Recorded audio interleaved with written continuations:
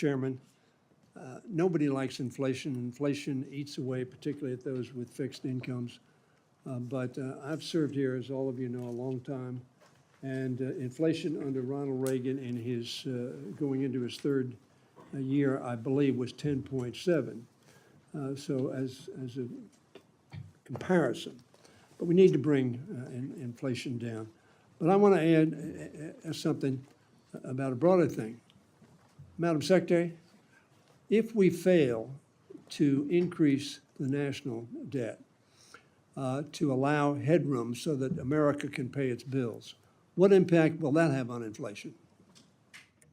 You're talking about the debt ceiling? Yes. I think it's utterly imperative that we raise the debt ceiling. That is about allowing the government to pay the bills it has already incurred. It has nothing to do with future spending. And a failure by the government to pay the bills it's incurred is something that would be economically and financially catastrophic.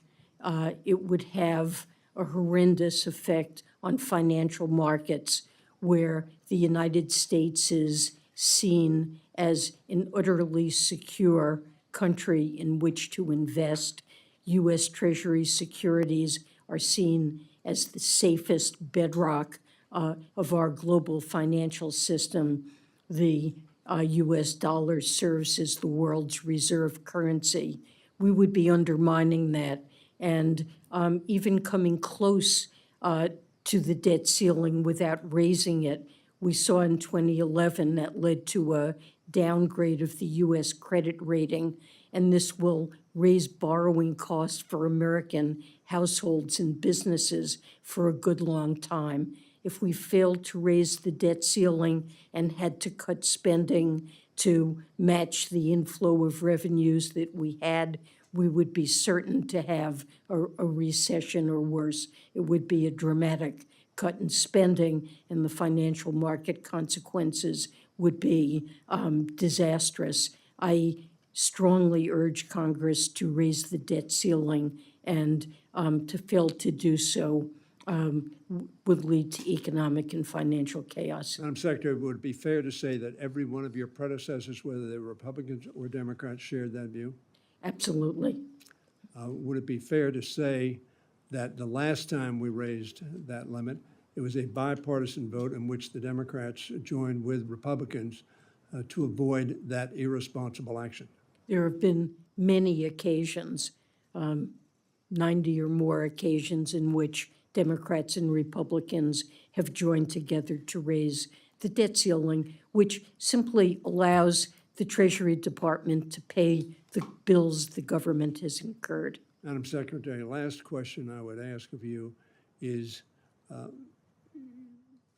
we passed an 80 billion or 87 billion increase in the Treasury, in the IRS budget in the Inflation Reduction Act. That was to get them back to a position they had been over a decade ago, while the population of our country has substantially increased and the complexity of our tax system has increased. The proposition was made that we had done so that there would be armed guards at everybody's doorstep demanding that they pay their taxes. Everybody ought to pay their fair share, but no more than their fair share. Would you comment on what we need to do with IRS? You mentioned it in your statement, but elaborate on what the consequences of cutting that increase to get them to a level where they can service the American people.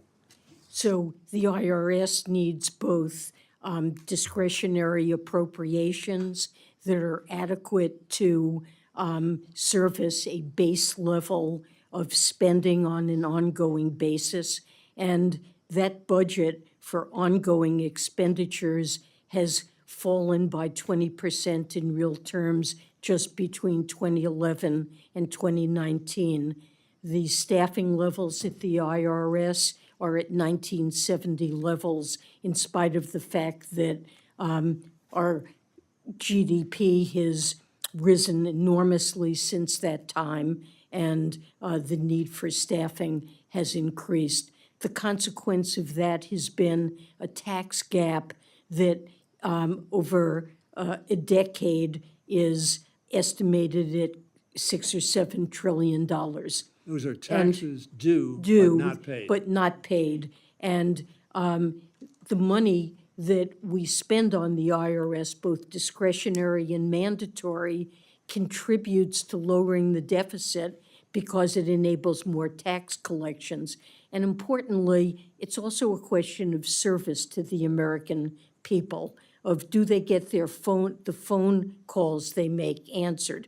I promised that with this additional funding, this tax season, the IRS response rate would be, in customer service, would reach 85% from a level under 20% last year. And so far, IRS is meeting that. So Americans can see, as they have contact with the IRS, that the IRS is going to be servicing their needs.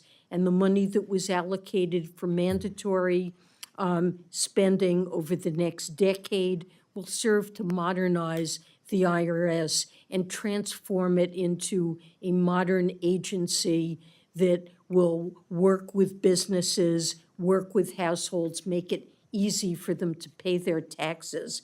Thank you, Madam Thank you. Secretary. My time is long expired. Thank you. Mr. Amidei.